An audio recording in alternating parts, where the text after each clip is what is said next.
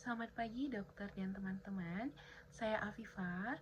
Di sini saya akan membahas tentang fraktur maksila. Jadi untuk definisi dari fraktur maksila adalah patah tulang pada maksila yang merupakan bagian dari midface dan sering terjadi karena trauma pada wajah dan bisa mengganggu dari struktur wajah dan juga fungsi dari oklusi. Untuk penyebab terseringnya adalah kecelakaan lalu lintas diikuti oleh kekerasan dan juga jatuh, dan terdapat juga karena trauma olahraga dan semua cedera berkaitan dengan arah dan besar gaya yang mengenai dari midface. Anamnesis, pasien biasanya mengeluhkan nyeri wajah setelah trauma dan terdapat bengkak wajah, epistasis dan perubahan dari bentuk wajah. Lalu terdapat juga maloklusi yang sering ditemukan karena akibat dari gangguan hubungan rahang atas dan juga rahang bawah, dan pasien juga bisa mengalami diplopia dan mati rasa pada distribusi dari nervus infraorbital. Lalu kita tanyakan juga berkaitan dengan riwayat dari mekanisme trauma.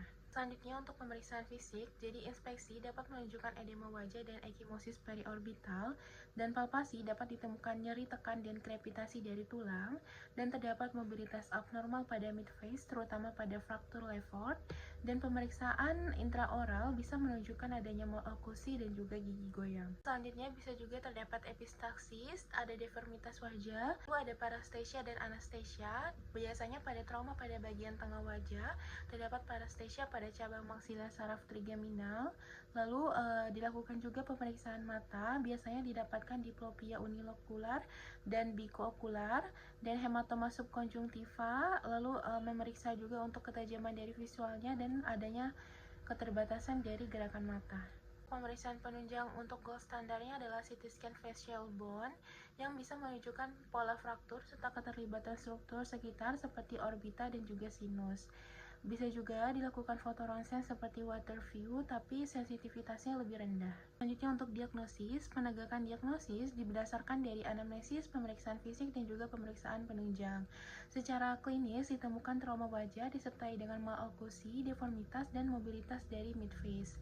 Dan untuk temuan dari pemeriksaan penunjang terutama radiologisnya, terdapat garis fraktur yang khas sesuai dengan klasifikasi dari Lefort. Ini merupakan klasifikasi Lefort, yaitu untuk Lefort 1 terdapat fraktur horizontal yang terjadi pada bagian bawah, tepat di atas gigi, jadi bagian alveolus atau tempat gigi terpisah dari sisi wajah. Disebut juga dengan floating plate yang goyang gigi dan juga palatum, dan midface atas masih stabil. Selanjutnya untuk Lefort 2, terdapat bentuk piramida yang dimulai dari hidung, melewati orbita bagian medial lalu ke maksila, jadi bagian tengah wajahnya ikut terlepas.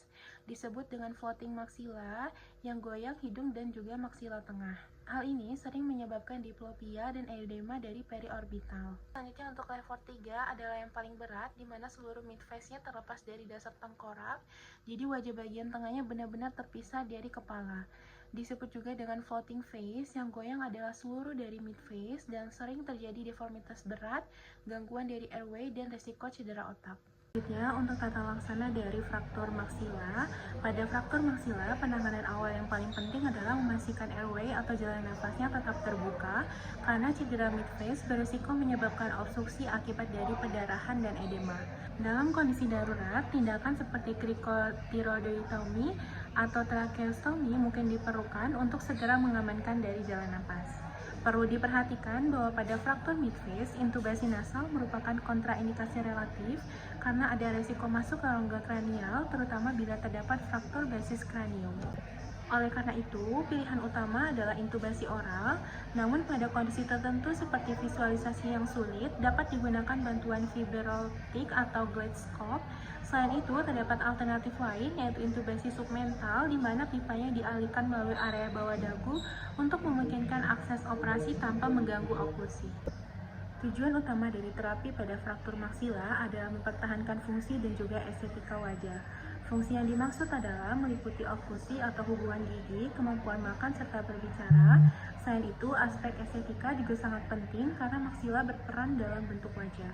Namun, evaluasi definitif tidak langsung dilakukan pada fase akut karena adanya edema jaringan lunak yang dapat menutupi dari deformitas sebenarnya. Oleh karena itu, biasanya kita menunggu dari pembengkakan yang berkurang terlebih dahulu sebelum melakukan tindakan definitif. Untuk terapi yang bisa diberikan adalah ada analgesik, diet lunak atau nurturing, hindari trauma ulang, dan hindari tekanan negatif dengan tidak meniup hidung. Untuk tata laksana operatifnya, pada fraktur maksila bertujuan untuk mengembalikan tinggi dan proyeksi wajah serta memperbaiki dari oklusi agar fungsi makanan dan bicara kembali normal. Untuk prosedurnya dimulai dengan maxillomandibular fixation atau MMF, yaitu mengunci hubungan rahang atas dan bawah untuk mendapatkan oklusi yang tepat sebagai panduan. Itu dilakukan juga fiksasi menggunakan plate dan screw atau yang dikenal dengan open reduction internal fixation atau ORIF. Lalu dilakukan perbaikan jaringan lunak untuk mengoptimalkan dari hasil estetika dan juga fungsinya.